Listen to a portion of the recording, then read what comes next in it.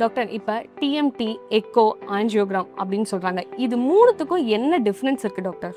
இப்போ நம்ம ஒருத்தங்களுக்கு நெஞ்சு வலி வருதுனாலே அது இருதய வலியாக இருக்கலாம் அப்படின்னு சஸ்பெக்ட் பண்ணுறோம். இப்போ அந்த நெஞ்சு வலியானது இருதயத்துக்கு சம்மந்தப்பட்டது தானா, அதாவது இருதயத்தில் இரத்த குழாய் அடைப்புனால தான் அது வந்திருக்கா அப்படிங்கிறத தெளிவுபடுத்துறதுக்கு தான் இந்த டெஸ்ட் எல்லாமே, நீங்கள் சொன்ன எல்லா டெஸ்ட்டுமே.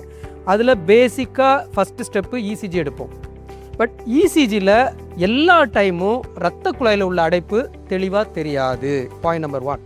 பாயிண்ட் நம்பர் 2, ரெண்டாவது எக்கோ கார்டியோகிராம். எக்கோ கார்டியோகிராம்ங்கிறது அதோட மெயின் பர்பஸ் வால்வு, சதைகள், பம்பிங், அப்புறம் அதில் பல்முனரி ஆர்ட்ரின்னு ஒன்று இருக்குது, அதில் உள்ள ப்ரெஷர், இதெல்லாம் அசஸ் பண்ணுறதுக்கு தான் மெயினாக அது ஹெல்ப் பண்ணும். ஸோ நெஞ்சு வலியானது இந்த வால்வு, சதைகள் இது சம்மந்தப்பட்டதுனால வந்திருக்கா அப்படிங்கிறத தெளிவுபடுத்துறதுக்கு தான் எக்கோ கார்டியோகிராம் ஹெல்ப் பண்ணுமே ஒழிய, அந்த காமனாக சொல்கிறோம்ல கொரோனரி ஆர்டரி டிசீஸ், அதாவது இரத்த குழாய் அடைப்பு, அதனால நெஞ்சு வலி வந்திருக்காங்கிறது எல்லா டைமும் எக்கோவில் தெரியாது.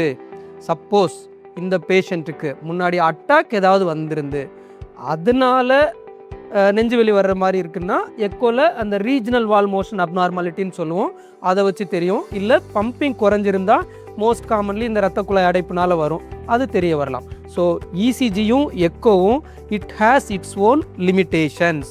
இசிஜி, எக்கோ இவ்வளோ தான்.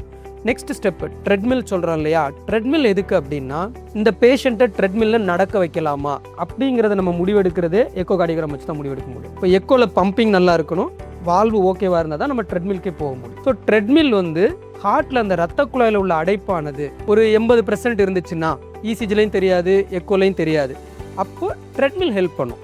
பட் ட்ரெட்மில்லோட ரிலையபிலிட்டிங்கிறது பார்த்திங்கன்னா ஒரு 80% தான்.